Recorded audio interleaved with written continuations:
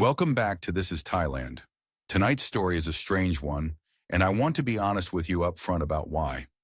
Most of the stories we tell you here have a villain in them somewhere. A woman with a boyfriend back in the village, a business partner who cleaned out the account, a lawyer who wasn't a lawyer. There's usually a lie sitting at the center of it, and you can point at the lie and say, there, that's where it went wrong. This one doesn't have a lie in it, not one. And it very nearly cost a man everything he had left. His name is Brendan Coyle, 63 years old, from Athlone, in the middle of Ireland. 41 years he spent working for the ESB, that's the Irish Electricity Board, up poles in the wind, out in weather that would keep sensible men indoors. A lineman, a careful man, by trade and by temperament. The kind of man who checks a thing 3 times before he trusts it with his weight. He came to Thailand with a one-way ticket, a bad shoulder, and an inheritance he never asked for and never expected. He came here having already been ruined once, and he came here determined that it would never happen again. He knew what a scam looked like. He'd read the stories. He was watching for it, and what walked into his life instead was something he had no defense against at all. A woman who never asked him for a single baht, a family who cried when he arrived, and a house being built in a village in Royet that he had never even seen. I'll tell you now, this one's going to stick with you, because the worst part isn't what was taken from him. It's that nobody took anything. Here's Brendan's story in his own words. Right. So, I'm not a talker, so you'll have to bear with me. 41 years I worked with lads who communicated mostly by grunting, and it does something to a man. The job was the ESB, Electricity Supply Board. I was a lineman out of the depot in Port Louis, doing the Midlands grid, Offaly, Lowie, Westmeath, out as far as Longford when they were short. I started at 22 and I finished at 62, and in between I climbed a very large number of poles in a very large amount of rain. People don't understand the job. They think it's dangerous in an exciting way. It isn't. It's dangerous in a boring way, which is far worse because boring dangerous is the kind that gets you when you stop paying attention. You go up, you do the thing, you come down 10,000 times, and the one time you don't check something properly is the time it kills you. So you become a certain kind of man. You get a certain kind of head on you. Everything's a load. That's how I think. And I can't stop thinking that way, and you'll see soon enough that it didn't do me a bit of good when it mattered. But it's how I'm built. Every span of cable has a rating, a weight it can carry, a tolerance. You want to know what the wind will do to it, what ice will do to it, what happens when it's carrying more than it was built to carry. And the thing about a line, a real line, a live one, running across a field in the dark, is that it doesn't complain. It doesn't sag and creak and warn you. It holds and it holds and it holds, and then it's down, and there's a bang, and half of Furban has no lights. You read the rating plate. That's the whole job. That's the whole of it. Storms, we'd go out. That was the thing about us. Everyone else in the country's watching the news telling them to stay inside, and we're getting into the van. February nights with the sleet coming sideways off the bog, trees down across the wires, some farmers standing in a field at 3 in the morning with a torch, delighted to see us, wanting to make us tea. I've had more tea in more kitchens in the middle of the night than any man alive. I liked it. I want that understood. I wasn't miserable. It was a good job and I was good at it, and I never once minded going out. Anyway, I'm rambling. The pension, 18 months before I retired. There was a fella at my son Cathal's football club. The club, you know, the underage setup. You'd be standing on the sideline every Saturday for years with the same crowd of men. And he was one of them. Financial advisor, broker, whatever they call themselves. Good suit. Very good suit, actually, which should have told me something because nobody in Athlone in a good suit is going anywhere good, and he had a handshake on him. Firm. Looked you in the eye. And I'm a tradesman, right? I'm 40 years in a trade. And in a trade, you learn to read a man by his handshake and whether he gives you a straight answer. That's your rating plate. That's how you decide. He said the word regulated. He said it more than once. Everything was regulated. Everything was above board. It was a property fund. The market was doing this and doing that. And there were papers. God, there were papers. Folders of them. And I sat at my own kitchen table and I nodded along and I understood approximately none of it. And he said, I can still hear him saying it. Sure, Brendan, at your age, you'd want to be in something. You'd want to be in something. So I got in. I put in the AVCs, the additional contributions, 20-odd years of them. I put in the lump sum, and I put in the money from my mother's cottage in Kusin, which we'd sold after she passed, and which was the only thing she ever had to give me, nearly all of it. I'd rather not say the figure. I've only ever said it out loud once, and that was 2 years later and in another country entirely, and we'll get to that. Here's the thing that people expect when you tell them a story like this. They expect a crash, a dramatic morning where you turn on the radio and there's a collapse and men are on the news looking grim. It wasn't like that. It just leaked slowly. Over about 18 months, letters would arrive and they'd be full of language, and the numbers in them would be a bit smaller each time. And I'd read them twice and put them in the drawer and tell myself I'd ring about it. And then one day I did ring about it, and the number was disconnected. No longer in service in the way that means they've moved office. Disconnected. And when I looked properly with Cathel's laptop, which I'm useless with, the whole thing was gone into something that had gone into something else.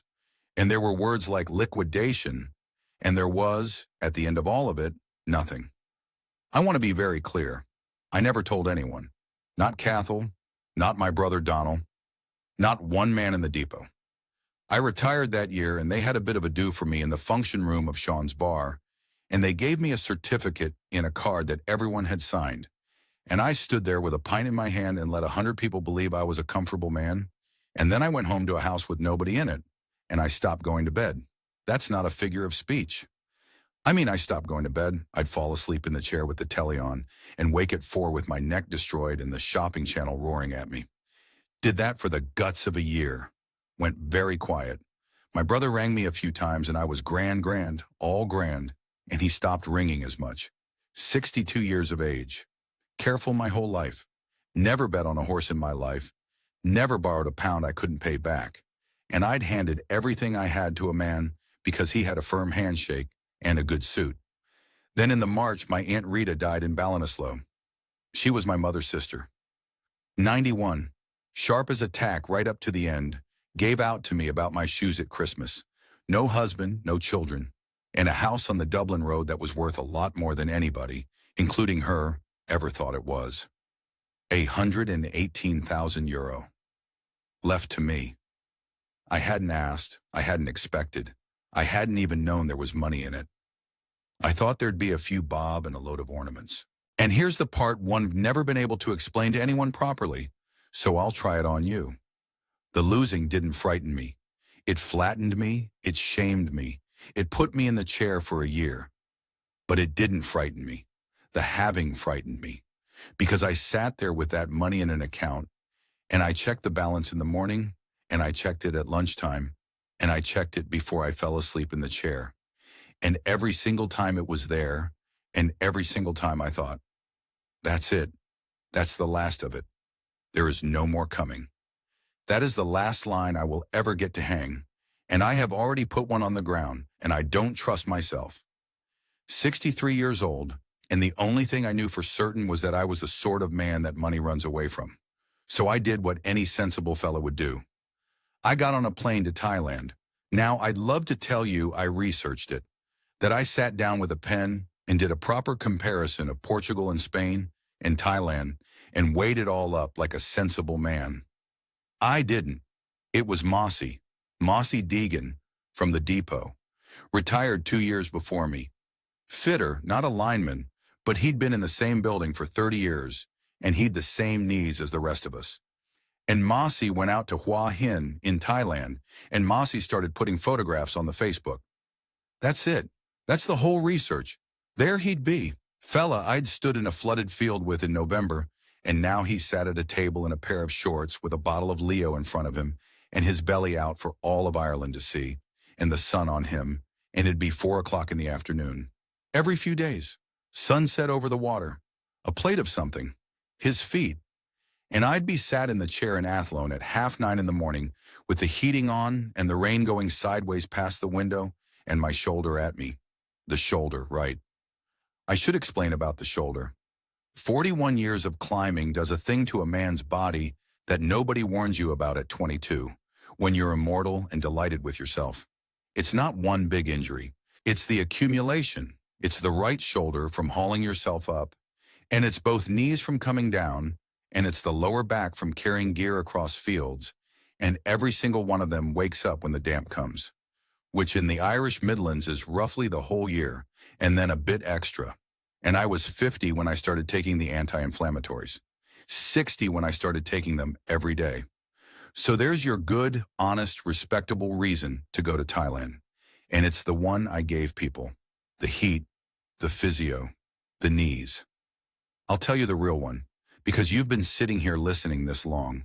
I could not walk into a pub in Athlone. That's it. That's what it came down to. Because in a town like that, in a pub like Sean's, there are men who have known me since I was 15 years of age. Good men.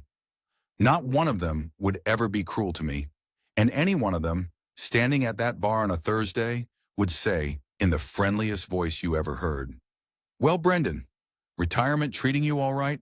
The pension holding up?" And I would have to stand there and say, "Grand, yeah, no complaints." I could not do it. I could not do it once, let alone for the next 20 years.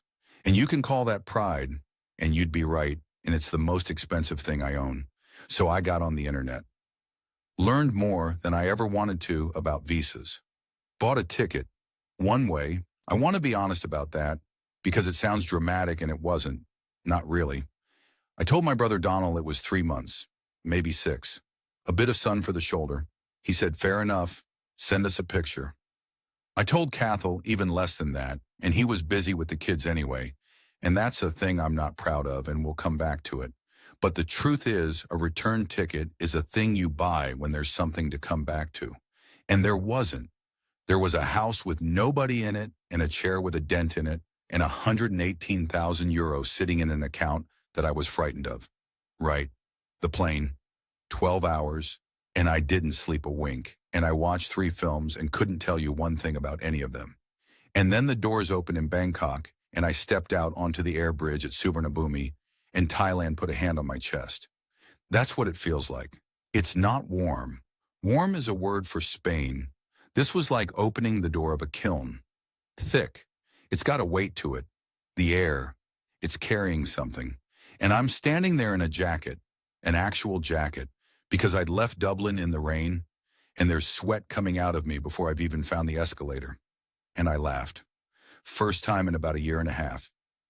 Out loud, on my own, like an Egypt. I got the bus down to Hua Hin, 3.5 hours or thereabouts down through Phetchaburi, and I sat with my face at the window like a child, because it is not like anywhere. Every field's got water in it. Every building's got a little house on a pole outside it, a spirit house with flowers and a red bottle of Fanta sitting in front of it, which I did not understand at all and eventually came to like very much. And the wires. The wires. Listen, I have to say this because it's what I am. The power lines in Thailand are a crime. They are an actual, physical, prosecutable crime. Great black nests of them, 40, 50 cables on a pole, tangled up in knots, sagging down over the footpath at head height with the ends hanging loose. Somebody's spliced into somebody else's, and there's a bird's nest in the middle of it, and there's a fellow on a plastic stool underneath eating his lunch. I stood on a corner in Hua Hin for about 10 minutes on my second day just looking up at it, with my mouth open. And a Thai lad came out of a shop and looked up too, to see what I was looking at, and then looked at me and shrugged. Best shrug I ever saw. I think about that shrug a lot. Why Hua Hin and not Pattaya, people ask me. And I'll tell you exactly why. Because I was frightened. I'd done my reading. Before I went, in the chair, at 4 in the morning with the shopping channel on mute, I'd read every horror story on every forum. The Pattaya ones. Man loses everything. Man's girlfriend's got a Thai boyfriend on a motorbike. Man builds a house and comes home to find the locks changed. I read them like a fella studying for an exam, and I thought, right. Well, I've been done once. I know how this goes. There'll be a man with a nice handshake and a bit of paper and a lovely opportunity, and I'll be watching for him. That was my defense. That was the whole of my defense. I was looking out for the suit, so Hua Hin, quiet, A lot of Scandinavians. Golf if you're into it, which I'm not. The night market on Dechenuchit, which is all fish laid out on ice, and 100 grills going, and a smell of charcoal and chili that gets into your clothes. There's bars, of course there's bars, there's a little strip of them, but nobody's grabbing at you. It's not walking street. I got a room in a small place off Soy 88, up behind the main road. 9,000 baht a month, which is about €230. And it had aircon that sounded like a helicopter and a fridge and a balcony you couldn't stand two people on.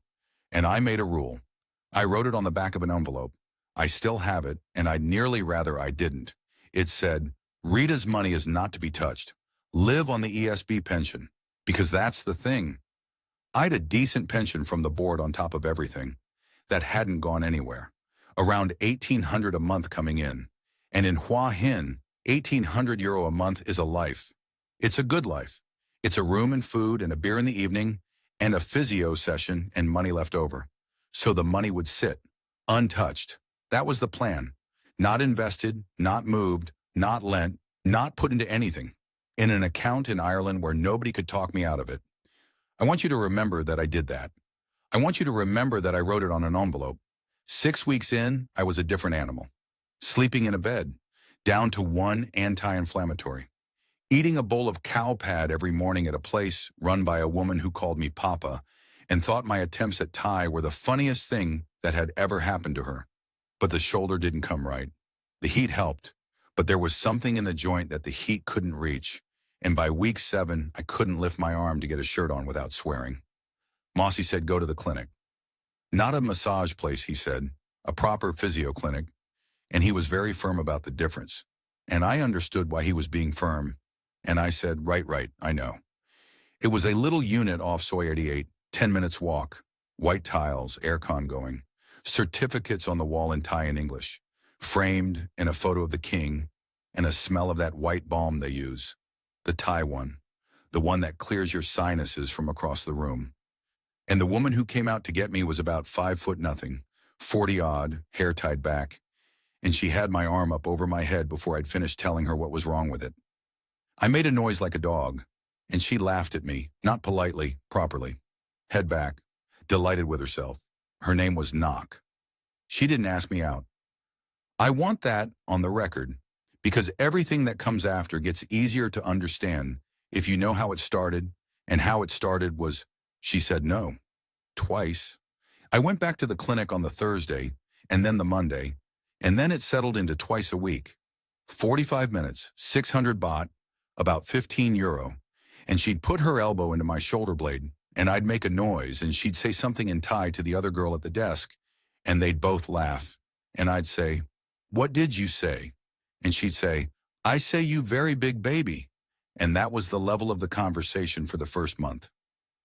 Her name was Nok. Everyone in Thailand has a nickname. The real one's long and formal and only comes out for the bank and the government. Hers was Wanada, but she was Nok. 41. From Roy Et, up in Isan, which is the northeast, the poor part, the flat, dry part where half the country's workers come from. She'd a daughter, Fawn, 14, living with Nok's mother back in the village. Divorced from a Thai fella, long done, she never said much about him, and I never pushed. And she had a qualification, a proper one. She'd done a course in Bangkok, 2 years, physical therapy, and there was a certificate on the wall with her actual name on it, and she was fierce proud of it in a way she'd never have admitted to. She was not, I'll say it plain, a bar girl. I want to be careful here because I know how that sounds, and I know that 100,000 men have said that exact sentence into a camera and been wrong. But she had a job that she trained for, 6 days a week, 7 till 6, and she didn't drink, and when I eventually met the women she worked with, they'd known her for 9 years. So, the third time I asked her to dinner, she said yes, and I'd say the reason she said yes had less to do with me than with the fact that I'd asked twice and gone away politely both times. The first no, she just laughed and said, you come for shoulder, not for dinner. Fair enough. The second, she said her daughter's school thing was on, which may have been true, and I said grand, no bother, and I went home and felt 63 years of age. The third time she said, okay, but you don't pay for me, and she meant it. We went to a place on Deshinushit in the night market, an Isan place, plastic stools, a woman pounding samtam in a mortar so hard the table shook, the smell of grilled pork and chili and lime going up into the tarpaulins. She ordered for me and she ordered wrong on purpose, and I ate some tam that took the roof off my mouth and drank 2 Leos to put it out, and she laughed at me for about 10 straight minutes. And when it came time to pay, she put her own money on the table. 80 baht, €2. And when I went to push it back, she took her hand away and looked at me, and there was nothing in her face at all, and I left it there. Now, I need you to sit with that for a second, because this is the whole thing. This is the whole entire thing. She never asked me for money. Not that night, not that month, not that year. Never, ever, not once, at any point, did that woman come to me and say, "Brendan, I need this." And every single warning I'd ever read on every form in that chair in Athlone at 4 in the morning was about a woman asking. The sick buffalo, the mother's hospital bill on the 3rd date, the boyfriend on the motorbike. It's always the ask. And there was no ask. So my whole detection system, my whole rating plate, came up clean. There was one time, about 2 months in, I left 2,000 baht on her kitchen table, about €50. She'd been off work with a flu, and I knew she didn't get paid for the days she missed, and I thought I was being decent. And she found it, and she came out of that kitchen with the notes in her hand, and she was white in the face, genuinely angry, not performed. She said, "You think I am what?" And I said, "No, knock, God, no, I only meant..."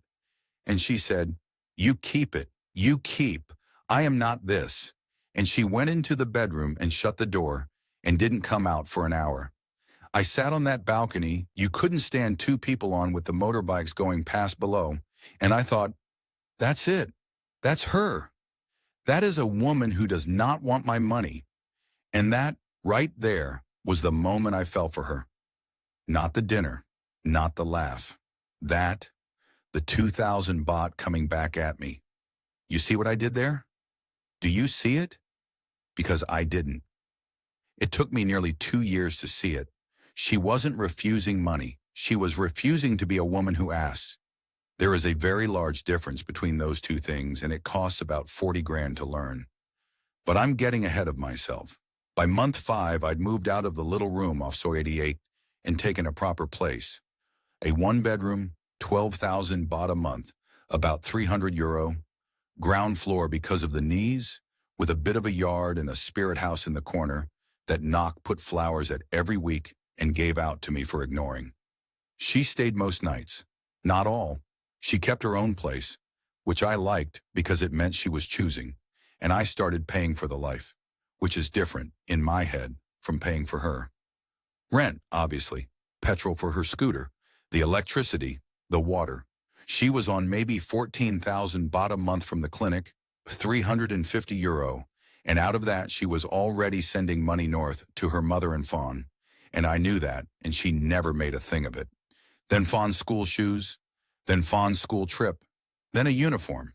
Small stuff, 2,000 here, 3,000 there.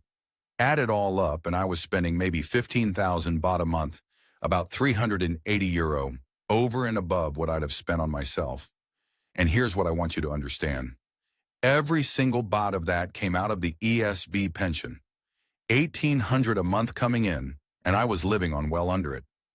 The envelope was in the drawer. Rita's money is not to be touched, and it wasn't. I used to say it to myself, actually, like a fella saying a decade of the rosary. Not touched, still not touched.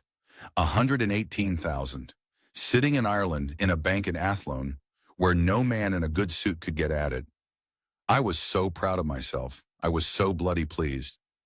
There was one other thing, and it bothered me for about a fortnight, and then I let it go. I asked around month 6 when I was going to meet her family, and she didn't dodge it. That's the thing. She didn't change the subject or laugh it off. She went quiet and she looked at the floor, and she said, "Maybe later." And I said, "Sure, no rush." But it wasn't embarrassment. I've thought about this more than anything else in the whole story. It wasn't that she was ashamed of me or ashamed of them. What was in her face, and I know it now because I've seen it since, plenty of times. She was frightened.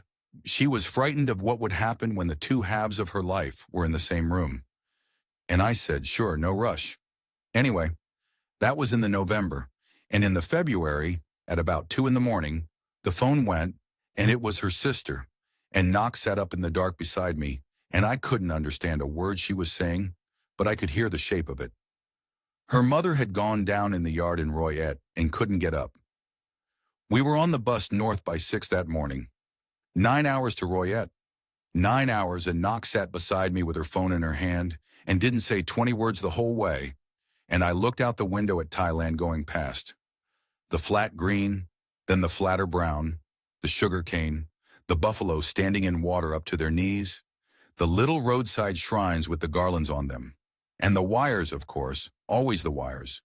Getting worse the further north you go, if you can credit that.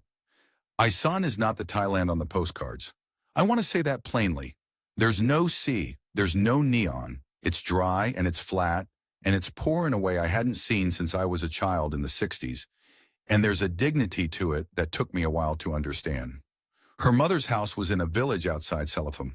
Concrete block, single story, a corrugated roof with a hole in it, patched with a sheet of something, and a yard of hard bare earth with chickens in it, and a dog that hated me on sight and never once changed its mind, and a very large television.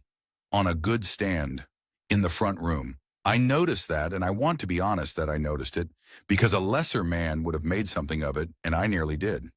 But here's what else I noticed, and this is the lineman talking, and I couldn't help it. The wiring in that house was going to kill somebody. Bare twisted joints under the eaves, a live feed running along the top of a door frame held up with a nail, an extension board on the floor of a room where the roof leaked.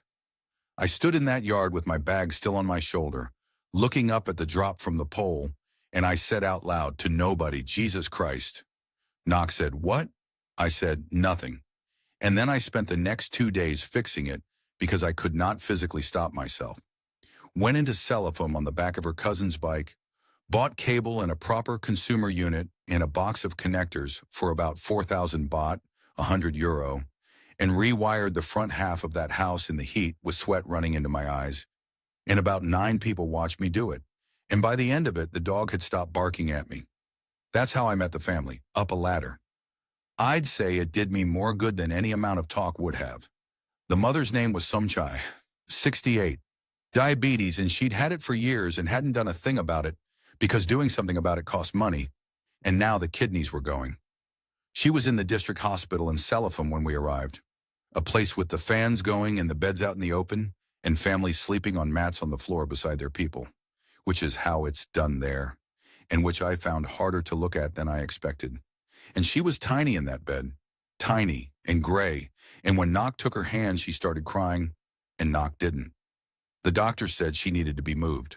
Proper treatment, a private place in Royette City, dialysis, medication, the works. 90,000 baht. I did the sum in my head, standing in that corridor with the fans going. €2,300, thereabouts. Now listen to me. I paid it that afternoon, and I want to be very clear about something. I would pay it again tomorrow. That woman was my girlfriend's mother, and she was dying of a thing that money can fix, and I had money. My own mother died in a bed in Athlone, and I'd have burned the house down to give her another year. There's no version of me that stands in that corridor and says no. So don't let anybody tell you that was the mistake. That wasn't the mistake. The mistake was that I never wrote it on the envelope, because that 90,000 didn't come out of the ESB pension. It couldn't. That's most of 2 months' income, and I'd rent and food and a life to pay for. That came out of Ireland. That came out of Rita. And I told myself, and I remember thinking this, sitting on a plastic chair outside that hospital eating a bag of sticky rice because I hadn't eaten since Wahin, I told myself, right, that's a one-off. That's an emergency. That's what money is for. One-off. 2 grand out of 118. Grand. I didn't write it down. First time in my life I did a job and didn't record it, and I'm a man who filled in a sheet for every pole I ever climbed. What changed after that was the way they looked at me. Before the hospital, I was a curiosity. The Farang, Knox foreigner, The old fellow with the bad shoulder who couldn't eat chili. Kids came and stared at me over the wall. After the hospital, I was seated first. That's the thing. That's the exact thing. At the meal when we came back from Royette City, I was put at the head. The brother, Chai, he's the eldest, mid-40s, drives a pickup, does a bit of everything and none of it steadily. Chai poured my whiskey before he poured his own. The aunts came and weighed me. Somebody's small child was pushed forward to say hello to me in English, and everyone applauded. And I sat there, 63 years of age, in a plastic chair in a yard in Isan, with a glass of Hong Tong in my hand, and the crickets going, and a string of bear bulbs over my head that I had personally hung. And I felt for the first time since that phone number went dead, useful. I felt like a man who mattered to somebody. That was the drug. Not her, not really. That. And I mistook the whole of it for love, and some of it was love, and I still couldn't tell you today what the ratio was. Here's what I noticed and set aside. They'd talk about me in Thai, across me, and there'd be a good long conversation. 3, 4 minutes, back and forth. The mother's name coming up, numbers coming up, because numbers sound the same in any language when a man spent his life listening to them. And then Knock would turn to me and say, "They say thank you." That's it, 4 minutes into 6 words. Chai asked me, in English, very casually over the second whiskey, what an ESB pension is worth in baht. And I told him, because why wouldn't I? A man asks you a straight question, you give him a straight answer. That's the whole of my religion. 70-something thousand baht a month, I said. And I watched the number land, and it landed heavy, because in that village, a man on 12,000 a month is doing all right. And Knock apologized for them afterwards. She did that a lot. In the room that night, in the dark, on a mattress on the floor with a fan going, she said, "I sorry my family." And I said, "For what? They're grand." And she said, "Nothing at all." I think about that nothing more than anything else in this story. The word sin sod came up too, that trip, at the very edge of a conversation. An aunt said it, laughing, and everyone laughed. And I said, "What's that?" And Knox said, "Is nothing. Old thing. Money for Mary. Not important. Not important." Right. We went back to Hua Hin, and life carried on, and Somchai got better. Actually got better. She was up and giving out to people within 4 months, and I'm not sorry about that for 1 second. And then in the March, month 15, the clinic. Knock's older sister owned a share in it and wanted out. She was moving to Chonburi with her husband, and the woman who'd built the place was going to sell that share to someone outside, and Knock would be working for a stranger. 320,000 baht for the share, 8,200 euro, and Knock did not ask me. I want that understood. She came home and told me about it the way you'd tell somebody about the weather, flat, done, no expectation in it at all, and she said she'd probably have to go and work at one of the hotel spas instead. And I said, "No, I'll buy it." She said no. She said it about 4 times. She got upset, and I talked her into it. I talked her into taking 8,000 euro off me, and I was pleased with myself for it, and here's the sentence I used, "And I'd give a lot to take it back." It's not a gift, Knock. It's an investment. It's in your name. It's yours. An investment. 63 years of age. A man in a good suit had put me on the floor 18 months earlier with that exact word, and I stood in my own kitchen in Hua Hin, and I used it on myself. You'd want to be in something, Brendan. 22,000 euro gone from Rita's money now. Near enough, if you count the hospital and the bits and pieces around it. Still 90-odd left. Still fine. Still, I'd have told you, a careful man. And about 6 weeks after that, we were back up in Royette for a lunch, and Chai was carving up a bit of pork, and he said, without looking up, in the tone you'd use for a thing that had been settled for months, "So, when you start the house? So, when you start the house?" And I laughed.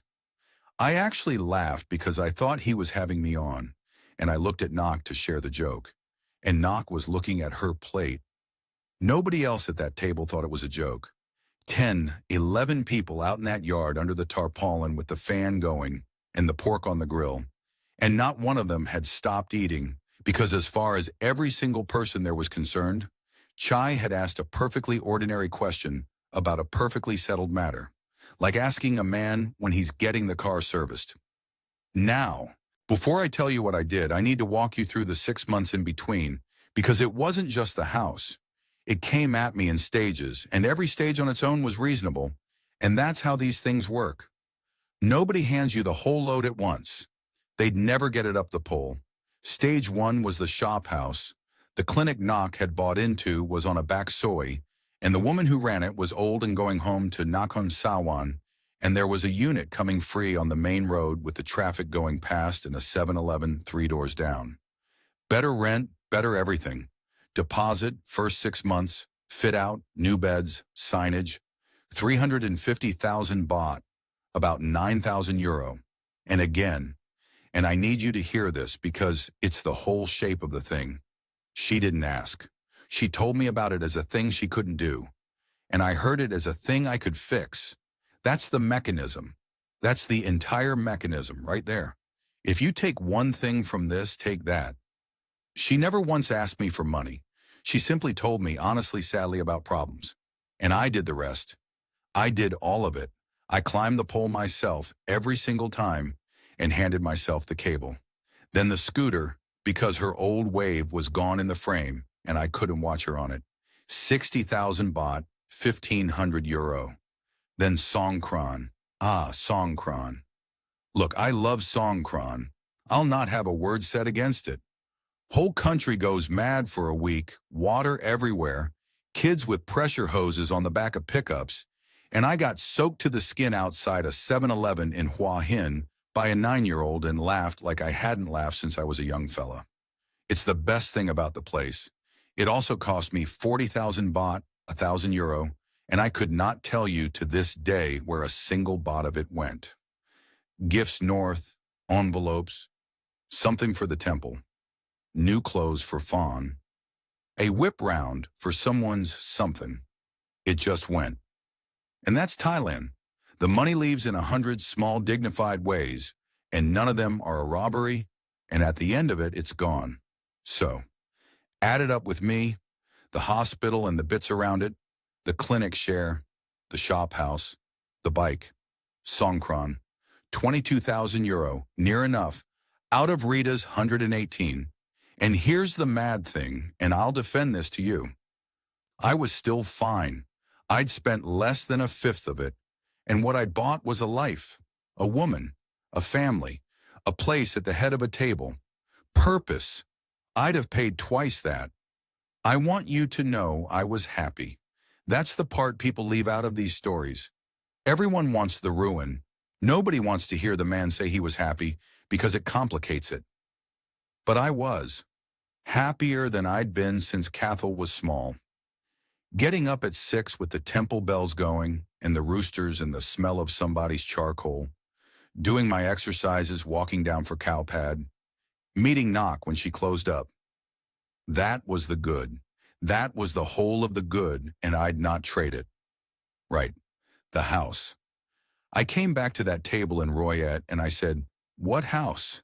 And Chai, and God love him, Chai isn't clever enough to be a schemer. That's the thing people never believe. Chai just pointed. Across the road, past the pump, a plot of scrubby ground with a couple of banana trees on it and a bit of blockwork already sitting there from years ago. He had the builder's name. He said it like I'd know it. He gave me a figure the way a man gives you the price of a thing you've already agreed to buy. 1.6 million baht, 41,000 euro. And then, before I'd got my breath, an uncle, a small, quiet fella, 80s, hadn't said a word to me in 3 visits, leaned over and said something to Knock, and she went scarlet, and she wouldn't translate it, and Chai translated it for her, cheerfully. Sin sod. 300,000 baht. 7,700 euro. Not important. Old thing. Not important. Now, I'm a careful man. I want to remind you of that because I'm about to tell you what I did and you're going to think I'm a fool, and you'd be entitled. I asked the only question I know how to ask, the one you ask before you put weight on anything. I said, Whose name goes on the deed? And there was a silence. And then there was a conversation in Thai, a long one, 4 or 5 of them at it, and I sat there with a bottle of Leo going warm in my hand, and the crickets going, and I waited. And Knox said quietly, "My mother name." Because a foreigner cannot own land in Thailand. Not a square meter of it. I knew that. I'd read it on those forums in the chair in Athlone at 4 in the morning. I knew it the way you know a thing you've never had to stand under.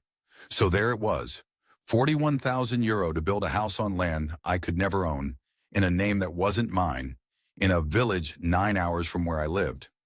Any sane man walks out of that yard. Here's what I told myself, and I've had a long time to think about it, and I'm not going to dress it up. I told myself, paper never protected me. That fella in the good suit had all the paper in the world. Folders of it, regulated, above board, signed, witnessed, and it took every penny I had. And these people, this woman had put her elbow in my shoulder for 2 years and given me back my arm. That old woman had cried when I walked into her ward. That family had sat me at the head of the table. A deed is a piece of paper. What I have here is people. That's what I told myself. That's the exact rationalization. And if you're watching this and you're about to do the same, I want you to hear how it sounds out loud, because it sounds like a man talking himself off a ladder. I wasn't buying a house. That's what I decided. I was buying a family, and you can't put a family in your name. I said yes.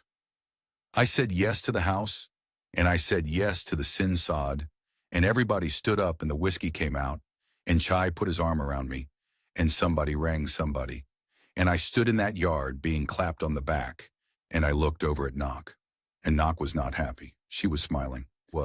She was smiling the way you'd smile at a funeral when somebody says something kind.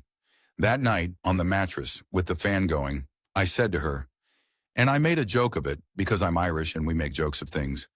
I said, "You don't want this house at all, do you?" And she was quiet for a long time. Then she said, "It is not for me to say no to them." I lay there in the dark after that, with the fan turning and a dog barking somewhere across the fields. And I did what I've done my whole life. I did the load calculation, 41,000 for the house, 7.5 for the sinsod, that's 48. Take the 22 already gone, that's 70. Out of 118, leaves 48,000 euro. And the 800,000 baht I need sitting in a Thai bank to stay in the country at all is 20 of that. So, 28,000 euro. That's what's left. That's the whole of what's left forever. For a man of 63 with a bad shoulder, in a country with no free hospital, and the mother needs dialysis for the rest of her life, and Fawn wants university, and Chai has never held a job for more than 8 months. And the numbers did not work. They did not work. I lay there and ran them again, and they didn't work the second time either. And I knew it the way you know a span is overloaded. Not from the paper, from the sag. And I did nothing. For 3 weeks I did absolutely nothing, because I could not see a way to say no that didn't burn the whole thing down. And then we went back up for a gathering. Merit making at the temple, the mother out of hospital, everyone in white, monks in the morning, food, whiskey after. And Chai got drunk. He was sitting on the concrete steps at the side of the house with a bottle of Hong Thong between his feet. And everyone else was inside or gone home, and the string of bulbs I'd hung myself was buzzing over the yard with the moths at it. I sat down beside him because I liked him. I want that understood too. I like Chai. He's useless, but he's not a bad man, and there's a difference that Ireland taught me long before Thailand did. And he said, in English, not looking at me, "You are a good man. I am sorry." Now, when a drunk man tells you he's sorry, you generally get up and go to bed. I didn't. I said, "Sorry for what?" And he told me. Took him about 10 minutes, in bad English, with long gaps in it, and I'd never had a conversation like it in my life, and I hope I never have another one. The first thing he said was that the house was already built. Not literally. He meant it was already spoken. The village knew. His mother had told people, at the temple, at the market, to her sisters, to everyone, that her daughter's Farang was building her a house. She'd said it months ago, before I'd ever heard of a plot of land with banana trees on it. She'd said it, and it had gone round, and now it was a thing that existed in the mouths of 200 people. And I said, why would she do that? And Chai looked at me like I'd asked why the sun comes up. Because that's what happens. Because a woman of 68 who has been poor her entire life and whose husband drank and died and who has nothing has finally got something. She's got standing. Her daughter did well. And she said it out loud because saying it out loud is the whole point of it. That's what the house is. The house was never a building. The house is a sentence you get to say at the market. And if it doesn't get built now, she doesn't just lose a house. She loses her face in front of everyone she has ever known for the rest of her life. The second thing he said was, before, there is a man from Holland. 4 years ago, Knock's cousin, not Knock, the cousin in the next village, had a Dutch fella, older, and he got about this far. He paid for things. He went to the lunches. He was seated first. And then there was a house discussed and a builder named. And then one day he stopped answering his phone and he was never seen again. And I said, what happened to the family? And Chai shrugged and said, nothing. They are sad. Then okay. Nobody chased him. Nobody rang him. Nobody was angry particularly. He was a thing that happened and then stopped happening, the way rain stops. And I sat there on that step with the crickets going, and I understood something that I've never been able to explain properly to anybody at home, and I'm going to try it on you now. They weren't hunting me. There was no plan. There was no meeting where they decided how to work the Irishman. Chai wasn't clever enough, and Knock wasn't willing enough, and the mother wasn't well enough. And the whole thing I'd been guarding against, the suit, the paper, the pitch, did not exist and had never existed. What existed was a hole, a deep, honest, generations-old hole of no money and bad health and no work and a leaking roof. And I had walked up to the edge of it with 118,000 euro in my pocket and started pouring. And then Chai said the thing. He was very drunk by then, and he said it slowly, and he had to start it twice. He said, she is not tricking you. She cannot say no to us, and we cannot stop asking. That's it. That's the whole story. That one sentence from a half-jarred man on a step in Royette at 11 o'clock at night, and it went through me like a live line. She cannot say no to us, and we cannot stop asking. I didn't sleep. I sat out in that yard until the light came up, and the rooster started, and the first monks came down the road in the orange with their bowls, and I did what I do. I did the load calculation. Properly this time, and out loud, and on the back of a receipt from the 7-Eleven in Cellopham, which I still have and which is the second most valuable piece of paper I own. Here's how it went. The mother needs dialysis. That's not a one-off. That's 20, 30,000 baht a month for as long as she lives. And please God, that's 10 years. Fawn wants to go to university in Konkan. Good, she should. She's a bright child. That's 150,000 a year. Chai has never held a job past 8 months and has 2 children and a pickup he can't afford.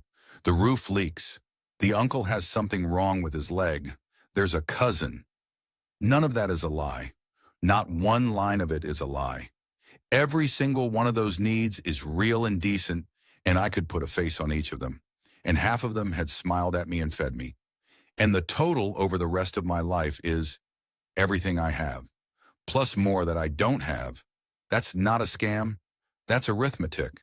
118,000 euro is a finite number. Their need is not a finite number. And I had spent 2 years standing under a load that was still increasing, telling myself it was holding, because it was holding. That's the thing. It was still holding. It was holding fine. And I'd been in this trade 41 years, and I knew exactly what that means. It doesn't creak. It doesn't sag and warn you. It holds and it holds and it holds. And then it's on the ground, and there's a bang and half of Furban has no lights. You'd want to be in something, Brendan? I was in something all right. I'd got out of the fun and straight into this, and no man in a good suit had gone anywhere near me. I did the whole thing myself with my own 2 hands, out of loneliness and out of gratitude, and out of the appalling relief of being seated first at a table. That's the part that nearly finished me.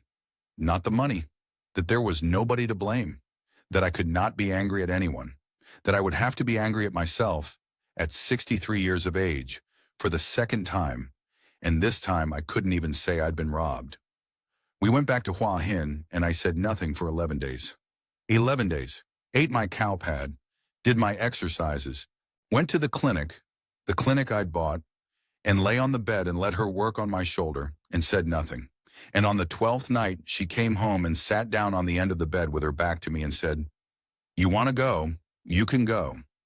Just like that. And I said, "What?"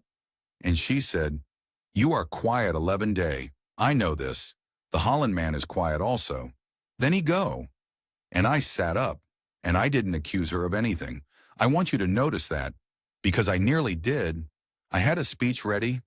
I'd been building it for 11 days, and it was a good speech, and it was about the house and the mother and the sin sod and being taken for a fool. I didn't give it, and I'm prouder of that than of nearly anything else in my life. Instead, I asked her one question, the only one that mattered. I said, "Knock. If I say no to the house, what happens to you?" And she cried. She cried the way people cry when a thing they've held for a long time finally goes. Not loud. She had her hands over her face, and she was rocking a bit, and the fan was going. And there were motorbikes on the road outside, and someone's telly next door. And when she was done, she was cold with me, cold and flat and looking at the wall. And then she said it. She said, "I am waiting. 2 years, I am waiting for you to say no." And I said, "Why didn't you say no?" And she looked at me like I was a child, and she said in a voice I'd never heard out of her, "Because I am the daughter. Because I am the daughter." I've thought about that sentence every day since.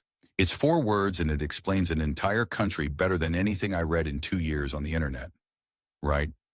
So here's what I did, and I'll give it to you plain, because if there's anything useful in this whole long confession, it's in the next few minutes. I went up to Royette on my own. I didn't let her come, and I didn't let it wait, because a thing like this rots if you leave it, and because I wanted it done in front of everybody. That's the important bit. In front of everybody. If I'd said no to Chai on a phone call, there'd have been another lunch and another figure and another builder's name in 3 months. If I'd said it to the mother alone, she'd have nodded and smiled, and it would simply have not been true. Krengjai works both ways. Nobody says no in that culture, so nobody hears no either. A soft no is just a slow yes. So I said it in the yard. Sunday afternoon, the whole crowd there, chickens going, the dog asleep under the pickup, that string of bulbs I'd hung swinging in the wind. I said, "There is no house. There will never be a house. There is no sin sod. I am not building anything." And Nock translated it, because I made her, and I watched her say it, and it was the cruelest thing I have ever asked another human being to do. And then I stood there while it landed. You've never seen a silence like it. It wasn't anger. That's the thing you have to understand. Nobody shouted at me. Nobody threw anything. The mother didn't wail. She just went very still and looked down at the table. And one of the aunts put a hand on her back, and somebody quietly took a plate away. It was worse than shouting, because what I'd done, a big red Irishman standing in a yard in Assam, was take an old woman standing in her village and break it over my knee in front of her sisters. And I knew exactly what I was doing when I did it. I've been up a pole in a February gale in Longford with the ice coming off the cross arm. That was easier than those 10 minutes. Chai wouldn't look at me, still doesn't, much. But here's what I gave them instead. And this is the part 1/500 want any man watching this to write down, because it's the whole of the practical wisdom I have. 1. A number. A fixed, written, honest number. 20,000 baht a month. About €500 to the family forever, reviewed once a year, and not a baht more, and no emergencies, and no exceptions, and if there's a genuine emergency, then it comes out of next month. Written down, on paper, in Thai and English. Given to Nock, given to Chai, given to the mother. Because the problem was never that they wanted money. Of course they wanted money, they're poor. The problem was that there was no number. And where there's no number, there's no ceiling. And where there's no ceiling, the load just keeps going up until the line's on the ground. 20,000 baht a month is a good, decent, real contribution to that family. It pays for the mother's dialysis. It's more than Chai earns. It is not nothing, and I'm not a hero for it. but it's a number, and I can carry it until I'm 90. 2. The clinic stays hers. I never asked for it back. That €8,200 is spent and gone, and it bought a woman her own business, and I would not take that off her for anything. If she leaves me tomorrow, she takes it with her. That's fine. That's what it was for. 3, and this is the one that saved me. €85,000 of Rita's money went into an index fund in Ireland, through a proper Irish broker, in my own name, with my son Cathal's name on it after me. It is not in Thailand. It cannot be lent. It cannot be gifted. It cannot be built on. It is not available, and I have made sure that everybody knows it is not available. And I do not check the balance 3 times a day anymore. I check it once a month. 4, I got legal. Proper Nano retirement visa, 800,000 baht seasoned in a Thai bank for the 3 months, 90-day reports done at Hua Hin Immigration, like a good boy. No more border runs, no more gray. And 5, the cheapest and the best thing I ever did. I learned enough Thai to hear what's being said about me at the table. Not to speak it, to hear it. 2 hours a week with a woman above a shop for 150 baht an hour. €4. If I'd done that in the first month instead of the 20th, this would be a very different story. So, where am I now?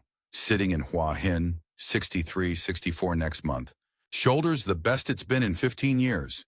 €29,000 gone, all told, out of 118, and I'd have told you 2 years ago that a man who lost 29 grand was a fool. And Knock is still here. I don't fully know why. I've stopped asking. She stayed after I burned her mother's name in front of her whole village, and she has not once brought up the house. And last month she paid the rent on the clinic out of her own takings and showed me the book, unasked, with a face on her like a child bringing home a report card. Does she love me? I think. Probably. Partly. Some of it's love, some of it's the life, some of it's that I'm a decent man who fixed the wiring. It's complicated and it's mixed, and it's not the clean thing they sell you in the films. And I've decided that probably partly, and it's complicated, is more honesty than I ever got out of a man in a good suit in Athlone. There's one more thing, and then I'm done. I rang Cathal, sat on the balcony with a Leo going warm and the motorbikes going below, and the light going orange over the roofs, and I rang my son and I told him the number, the real one, the whole of it. What the fun took. What I'd been carrying on my own for 2 years without telling a living soul. And he was quiet for a long time. And then he said, "Dad, why didn't you just tell me?" And I couldn't answer him. I sat there 63 years of age with the phone against my ear, and I could not answer my own son.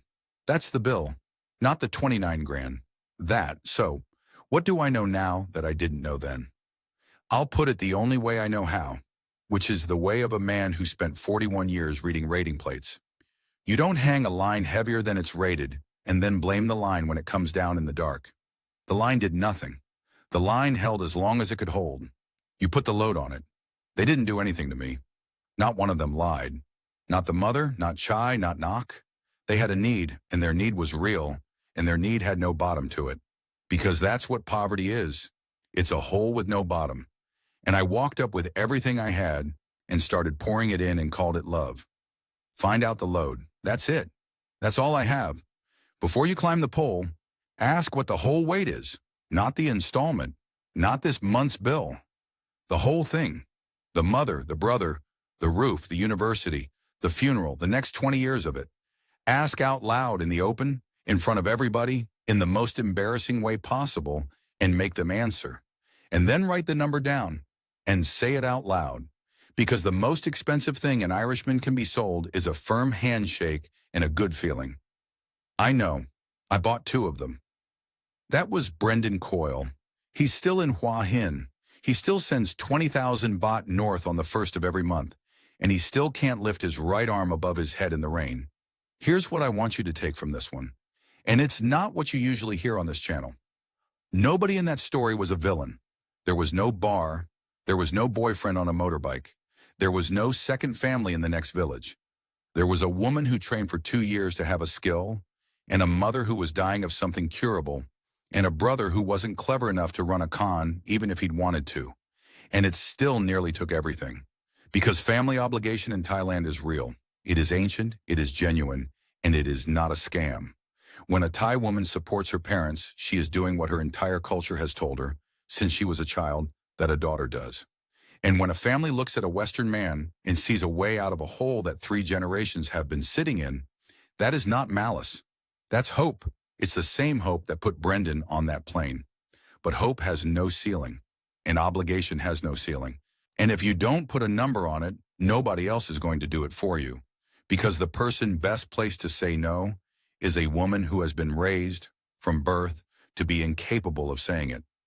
So set the number, set it early, set it in writing, set it in front of everyone, and set it at a level you can carry until the day you die. That's not being cold.